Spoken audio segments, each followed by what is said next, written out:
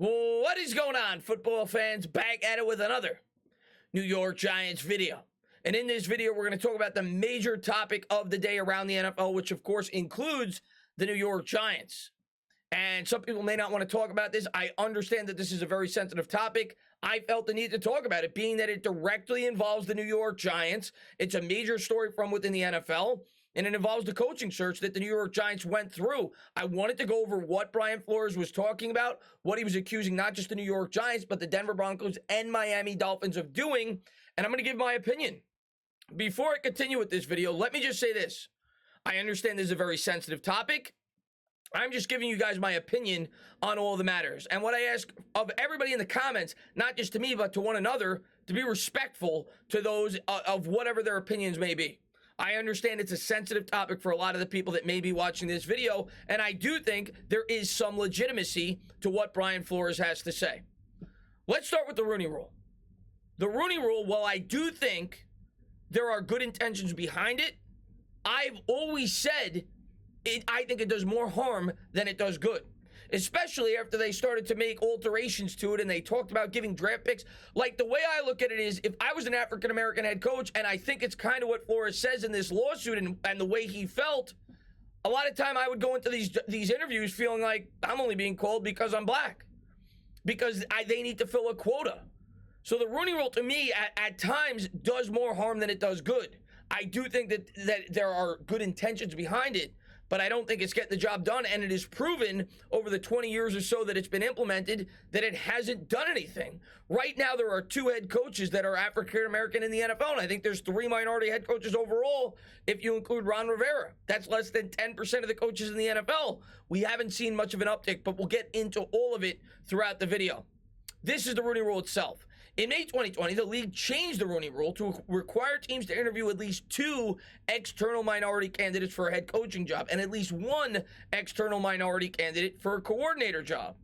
So there you have it. And that is the reason, we were all talking about the New York Giants potentially being able to get Ken Dorsey because the Bills were starting to bring people in. I think that was a clear example of a team that knew they were going to hire Ken Dorsey, but they had to fulfill the quota. And in a way, it's almost a slap in the face to people like Brian Flores that are coming in for these jobs. They feel like they're just a number that these teams need to reach before they get these jobs. And that, to me, is a major problem with from within the NFL, and it's a rule that needs to be altered and changed. No, you cannot force these teams to hire an African-American head coach or a Spanish head coach or whatever, but they need to do a better job of giving these guys better opportunities and not feel like they're being used. How are you going to go about doing that? I don't know, but I understand why people feel like they don't get as fair of an opportunity as they necessarily should. This coming out, former Miami Dolphins coach Brian Flores, and then it says, is suing the NFL, alleges racism in the hiring process. In a lengthy lawsuit, Brian Flores has filed a class action lawsuit against the NFL and 3 teams, the Dolphins, Broncos, and the Giants, alleging they have engaged in racist and discriminatory practices against black coaches. We'll dive into all of it now. Let's present the facts. This coming out from Dan Duggan. This is the timeline of, Brian Flores during the head coaching, search. January 11th, Giants co-director of player personnel Tim McDonald texted Flores, and then they spoke by phone. McDonald said the Giants and co-owner John Mara were extremely interested in hiring Flores as a head coach. Also, January 11th, McDonald texted Flores about the GM assistant candidates. McDonald suggested that Brian Daboll might be interested in leaving Buffalo to be Flores' offensive coordinator because Daboll wasn't happy with the Bills coach Sean McDermott. McDonald let Flores know Mara would reach out directly to express his interest. January 12th, the next day, Flores and Mara had a positive conversation about his head coach candidacy. January 18th, a week later, Flores and Mara had a follow-up Zoom meeting. January 23rd, 5 days later, New York Giants GM Joe Schoen started the process of scheduling an interview with Flores. That same day, McDonald told Flores that he hoped Flores would come in and win the blanking job. The next day, January 24th, Schoen finalized the interview date with Flores. That same day, and we're going to get into the exact text, Bill Belichick texted Flores, "Congrats," thinking it was Daboll. Belichick said, "I hear from Buffalo and the New York Giants that you are their guy." January 26th, after receiving that text message, Flores had dinner with Shane. January 27th, Flores interviewed with the Giants. January 28th, the New York Giants hired Dable. So that's the reported timeline. Now I'm going to get into some of the specifics of the lawsuit and things of that nature. These are the things that Flores is accusing all of these organizations from doing. This coming out from Taylor Rooks. Miami owner Stephen Ross offered to pay him $100,000 for each loss. I don't know if you could prove this. I'm assuming it's very possible it could be true. If it is true, I would think Miami would lose a ton of draft capital if they were able to prove that. Whether it's true, I don't know. Next thing, Ross pressured him to tamper. And we're going to get into exactly what that means. I'm assuming it's Deshaun Watson, but we'll get into all of it. The third thing, text from Bill Belichick showed that the Giants already had their coach picked before they even interviewed him, which is why he feels so offended. We'll get into all of it. In the 58-page lawsuit, and I went through the lawsuit, and I'll pull up some of the things that I found, Flores claims Dolphins owner Stephen Ross attempted to incentivize him to tank purposely to lose games shortly after he was hired in 2019, with Ross allegedly offering Flores $100,000 like we just talked about in that previous text, so on and so forth. This was Flores' official statement. God has gifted me with a special talent to coach the game of football, but the need for change is bigger than my personal goals, Flores said in a release put out by the law firm representing him in the case. In making the decision to file the class action complaint today, I understand that I may be risking my coaching career, coaching the game I love, rather, and what it has done for so much it has done for me and my family. My sincere hope is that by standing up against systemic racism in the NFL, others will join me to ensure that positive change is made for generations to come. This then coming out. Former Dolphins head coach Brian Flores is suing the NFL and the Giants, alleging racism in their hiring process. Flores has text from Bill Belichick congratulating him from getting the job, but Flores had yet to interview. These are the exact text. Okay, so I think the black one is going to be Bill Belichick. The blue text is going to be Brian Flores. Sounds like you have landed I think he means the job. Congrats. Then Flores wrote back to Belichick, did you hear something I didn't hear? Then Belichick wrote Giants with like 5 exclamation points. Then he said, I interview on Thursday. I think I have a shot at it. Belichick then said, got it. I hear from Buffalo and the Giants that you are their guy. Hope it works out if you want it. If you want it to. So when he says Buffalo, obviously he thought he was talking to Dable, because why would he hear from Buffalo about Flores, right? Then he goes, that's definitely what I want. I hope you're right, coach. Thank you. Then Flores later wrote back, coach, are you talking to Brian Flores or Brian Dable? Just making sure. Because obviously, from the Buffalo reference. Then Belichick went on to say, sorry, I effed this up. I double-checked and misread the text. I think they are naming Dable. I'm sorry about that, Bill Belichick. I don't know why he felt the need to write his initials at the end of that text. And then he wrote, thanks, Bill. Now, the issue with this text is when the New York Giants came out with their statement, it does not match up with what Bill Belichick had to say. This text came out, I think, January 24th. The New York Giants hired Brian Dable January 28th. And at least according to Bill Belichick in this text, he wrote, I double-checked and misread the text. I think they are naming Dable. So according to Belichick, if this is all accurate, the Giants had already made their mind up on January 24th. This was the statement from the Giants that came out after. We are pleased and confident with the process that resulted in the hiring of Brian Dable. We interviewed an impressive and diverse group of candidates. The fact of the matter is Brian Flores was in the conversation to be our head coach until the 11th hour, meaning until it was neck and neck, until the end. Ultimately, we hired the individual we felt was most qualified to be our next head coach. And if what Belichick said is accurate, well, that's not true. I mean, that was 4 days before they announced that Dable was the guy. Now, it's at the same time, I can't really kill the Giants for this because it's unfortunate that this is a rule that they have to fill their quota. I think it's a dumb rule, the Rooney Rule. I think teams should be able to hire the guys that they feel are best equipped to take the job.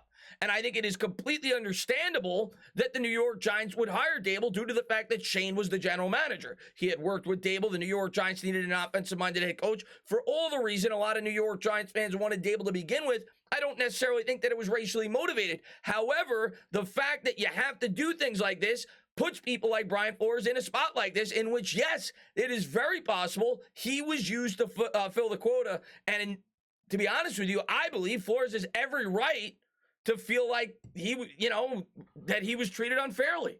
And I think it has a lot to do with the Rooney Rule itself. This coming out from the NFL. The NFL and our clubs are deeply committed to ensuring equitable employment practices and continue to make progress in providing equitable opportunities throughout our organizations. Diversity is core to everything we do, and there are few issues on which our clubs and our internal leadership team spend more time. We will defend against these claims, which are without merit. So the NFL is basically telling Flores, we're going to fight back. Now, if and I don't think this is going away, by the way. He's going to be on CBS tomorrow, reportedly, and I don't know what the punishment is going to be. If they are found guilty, they may lose draft picks. I don't know. That this may be something that does not go away for a while for the New York Giants, the Denver Broncos, and the Miami Dolphins. But the NFL, according to that, intends to fight it.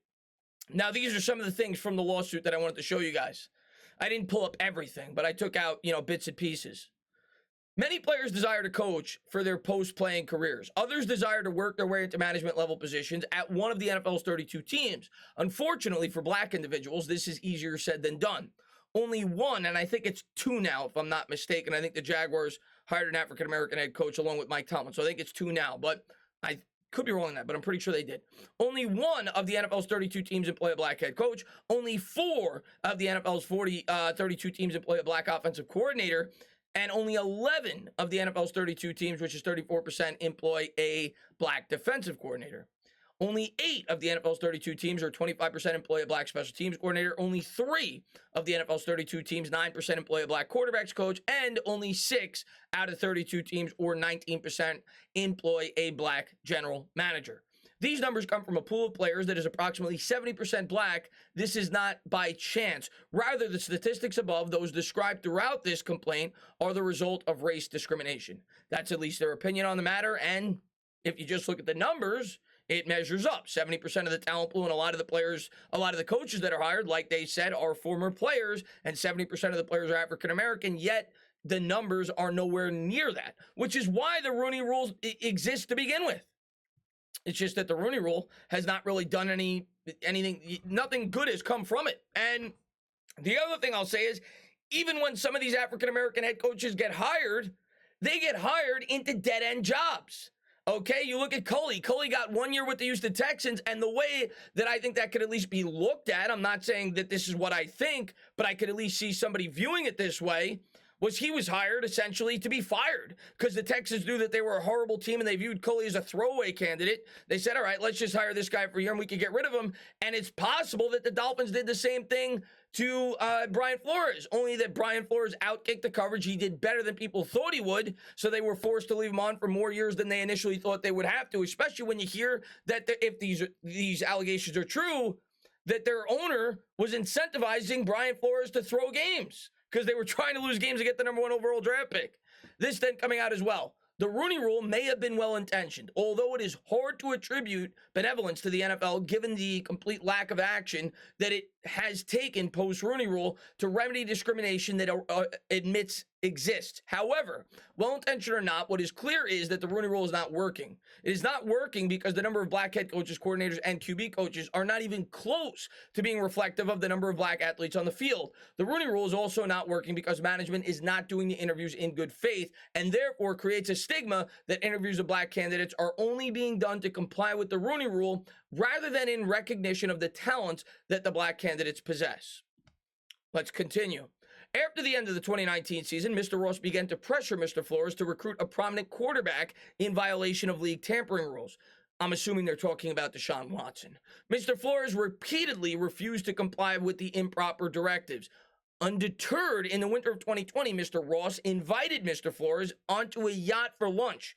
Shortly after he arrived, Mr. Ross told Mr. Flores that the prominent quarterback was conveniently arriving at the marina. Obviously, Mr. Ross had attempted to set up an impromptu meeting between Mr. Flores and the prominent quarterback. Flores refused the meeting and left the yacht immediately. After the incident, Mr. Flores was treated with disdain and held out as someone who was non-compliant and difficult to work with. Not a good look for the Dolphins. From that point forward, Mr. Flores was ostracized and ultimately he was fired. He was subsequently defamed throughout the media and the league as he was labeled by the Dolphins brass as someone who was difficult to work with. This is reflective on all too familiar angry black man stigma that is often casted upon black men who are strong in their morals and convictions, while white men are coined as passionate for those very same attributes. Thus, last week, defendant New York Football Giants had an opportunity to move a step in the right direction, if even only one. The Giants had the chance to hire Mr. Flores, a qualified black man, to be the first black head coach in the Giants' history in nearly 100 years. And at the end of the day, I'm not going to fault the New York Giants for not hiring Brian Flores. They felt that Dable was their guy. I don't see any racial undertone behind that. It makes complete sense for all the reasons that I've talked about in the past. However, the fact that they leaked the information, which is what I could only assume based off what Bill Belichick had to say, if those texts are true, to a third party 5 days before they did the hiring, shows ineptitude on the New York Giants' part, and the fact that it came out to Flores makes the New York Giants look very bad. Yes, is it part of the rule, and are the New York Giants forced to bring in, African-American candidates? Absolutely, I understand that, and the rule sucks, okay? They should be entitled to bring in whoever they feel is the best candidate they could possibly hire, and they shouldn't be forced upon bringing candidates, because not only is it not fair for the Giants, it's not fair for the African-American candidates they're bringing in to begin with, to basically just be quotas, numbers, to fill the quota for the New York Giants. The whole process is a complete and utter mess and a disgrace. I understand all of that, but let's continue. Instead, the New York Giants made the decision to hire Brian Dable and disclosed that decision to third parties during time when the Giants were scheduled to still interview Flores, and when Mr. Flores was deceptively led to believe he actually had a chance at the job.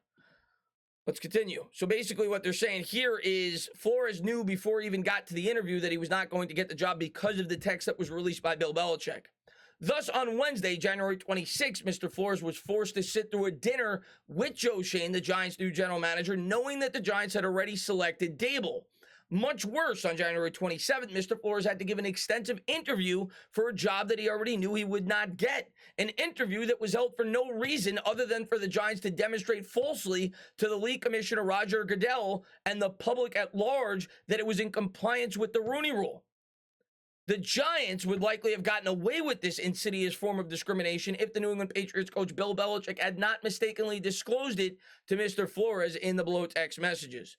And then finally, incredibly, this was not Flores' first sham interview that was held only in an effort to comply with the Rooney Rule. Indeed, in 2019, Flores was scheduled to interview with the Denver Broncos. However, the Broncos' then general manager, John Elway, president and chief executive officer, Joe Ellis, and others showed up an hour late to the interview. They looked completely disheveled, and it was obvious that they had been drinking heavily the night before. It was clear from the substance of the interview that Mr. Flores was interviewed only because of the Rooney Rule, and that the Broncos never had any intention to consider him a legitimate candidate for the job. Shortly thereafter, Vic Fangio, a white man, was hired to be the head coach of the Broncos. Having discovered what the Giants and the rest of the NFL had hoped to keep in the dark, Mr. Flores now brings this class action, and then he just talks about what he wants from the lawsuit from the three organizations. But that's pretty bad as well. I mean, he's saying that basically John Elway, the Denver Broncos, showed up an hour late, which is completely disrespectful. You think about all the time that Flores had to take to prepare himself for that interview, and of course, this is hearsay. This is what Flores is saying. But he's putting his reputation on the line, okay? This is a guy that by doing this, like he said, he fully acknowledges he may never be able to coach in the NFL again. So I have to think there's at least some legitimacy behind some of the things that Flores has to say. If that is a fact, that's a disgrace on the Denver Broncos' part. Even if they have to bring in Flores for an interview, it's still disgraceful that you come in there and show him such a lack of respect to show up an hour late, to come in disheveled, like he said in that lawsuit. So my overall take on this is I think Flores has every right, if everything that is said is true, to feel like he was not treated fairly. However, as far as the New York Giants goes, I don't think they did anything racially motivated in this. Personally, I do think, however, it was a mistake on the New York Giants' part to leak that information to a third party. And then, unfortunately, Bill Belichick, at least according to Flores, mistakenly texted him thinking he was texting Brian Dable 4 days before the New York Giants did the hiring. And then once that information came out, the New York Giants refuted it by saying that they went to the 11th hour to hire Brian Flores. And maybe there'll be more that comes out to this. Maybe Flores doctored the text. I don't know. I'm going to take him for his word for now, though. And if it is true, well, it looks as if the New York Giants are at least fabricating the truth. The Rooney Rule is a major problem right now in the NFL. Make no mistake about it. I think it's been a major problem for quite some time. Like I said earlier in the video, I think there's good intentions behind it, but nothing good for the most part has come from it. And I think you can make a strong argument that it does more harm than it does good. NFL's got to do something about it. And the Rooney Rule just ain't it. We'll have to wait and see how it all plays out. Hopefully the New York Giants do not get, hit with a penalty for losing draft picks. I don't know how long this is going to persist. I just wanted to give you guys my opinion on it, present all the facts that I saw. Like I said, be respectful in the comments. Understand that this is a very sensitive topic for a lot of people out there. And I appreciate all you guys that watch the videos. And I'll have more Giants content out for the offseason. But I felt like I needed to talk about this. This is a major story right now going on in the New York Giants world. As always, if you liked what you watched, please subscribe, drop a comment, maybe give me a little thumbs up. Cheers.